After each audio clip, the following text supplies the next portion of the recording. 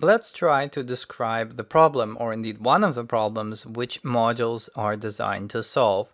Now, as you probably know, AutoFac actually uses components as the fundamental building block, and that's what we've been seeing throughout this entire course. Essentially, we were in our main method and we were configuring individual components, and yes, at a certain point I showed you the API for loading a bunch of components from an assembly, for example, but generally AutoFac still works with individual components, and this is tedious by itself. But in addition, if we talk about deployment type configuration, then there is lots of things that you have to do in terms of providing access to constructors and properties and so on. Now, by deployment time configuration, I typically mean something like XML or JSON configurations, which are stored in your app.config, for example, and that is what you access when you actually run the application. So your client, the person using the application, can actually change their XML or JSON configuration and thereby fine-tune the behavior of your actual container.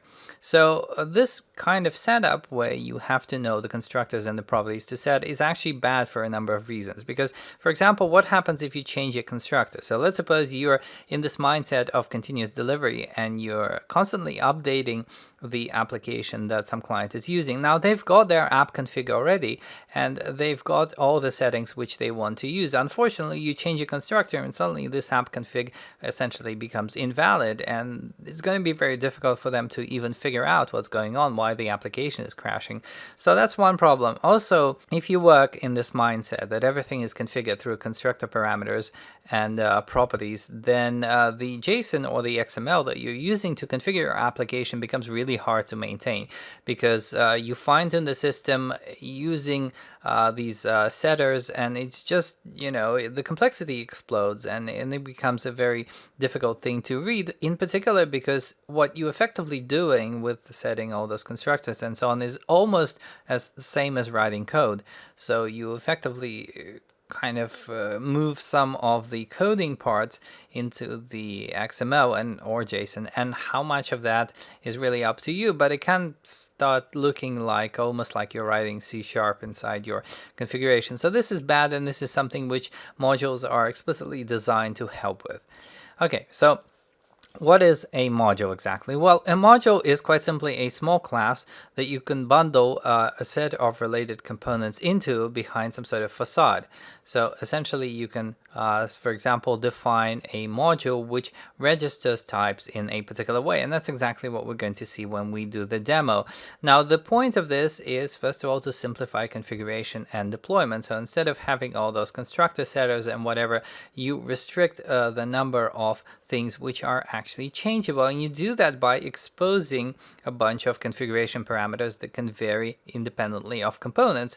So you don't have to take a component and say, oh, we're going to feed this constructor parameter into this component. Instead, you basically say, oh, here is a module, and this module describes everything that you can change with relation to this bunch of components, and you don't even have to expose the components if you don't want to. You can just expose the interfaces. So the modules themselves, it's worth pointing out, they don't go through dependency injection. So you use a module to configure the container, but it's not registered in the container, it's not resolved, and at no point do you really want to start working with the module explicitly in the sense of like calling its methods, for example. So then the question is, well, what are the advantages of modules? So first of all, you get decreased configuration complexity. So when configuring an application using a version of control, it's quite often necessary to set the parameters which are actually spread between multiple components. And so modules, they kind of group related configuration items into a single place so as to reduce the burden of looking for the correct component for a given setting.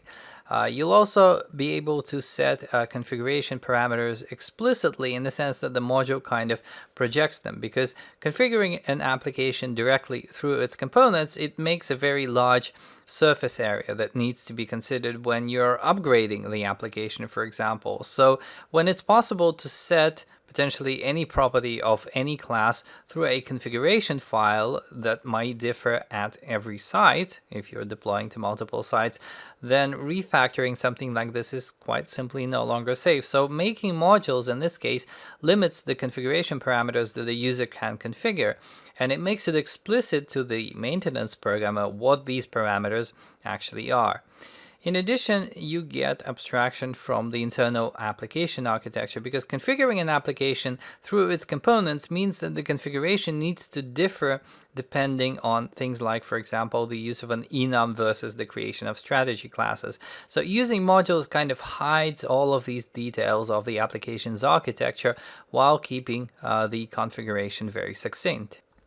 You also get better type safety, because a small reduction in type safety will always exist when the classes making up the application can vary based on deployment. So registering large numbers of components through XML configuration, it kind of makes the problem even worse. So modules are constructed programmatically, so all of the component registration logic within them can be checked at compile time, luckily. Another thing is dynamic configuration. So configuring components within modules is dynamic, and the behavior of a module can vary based on the runtime environment. And this is hard, if not impossible, with just purely component-based configuration. Even in spite of all the flexibility afforded by Microsoft configuration, it can still be quite difficult. So in this case, you can actually look at, for example, what operating system you're running on and create registrations depending on what OS you're actually using. Finally, I wanted to mention advanced extensions. So the idea is that modules can be used for more than just simple type registrations. You can also attach to component resolution events and extend how parameters are resolved or perform any kinds of other extensions. And that is another benefit of using modules. So let's talk about some of the use cases for modules. So one use case is configuring related services that provide a subsystem of some kind. So if you're building a large system, then you can split it into subsystems, like on assembly level, for example, and you can configure related services in each of these and then group everything together. And we suddenly have APIs for just getting all the modules out of a particular assembly and then sort of loading all of the configured types. Now you can also package application features as plugins, so the plugin architecture is automatically available. Essentially, what you do is you get an extra DLL that you place in a particular folder, and when that gets loaded, you can automatically scan it for present modules, add them to the container, and therefore they become injected in all the right places.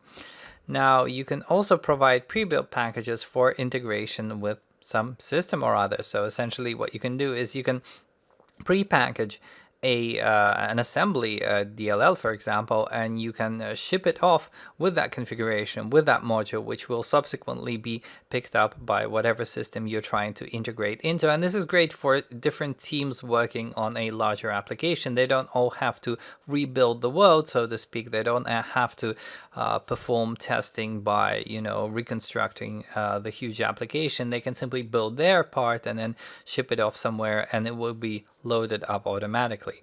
Now, in addition, you can register a number of similar services which are often used together. So that is simply a grouping or organizational kind of optimization. It's not something that really changes the behavior. It's just a convenient way of separating and sort of specifying the boundaries in which your components live. Even if you're just working with a small application with just a few classes, you can still do this kind of grouping. And finally, this idea of using modules as a way of introducing new or customized mechanisms for configuring the container. So for example, the JSON and XML configuration is actually implemented using a module. So now that we've talked about how modules benefit us, let's take a look at an example.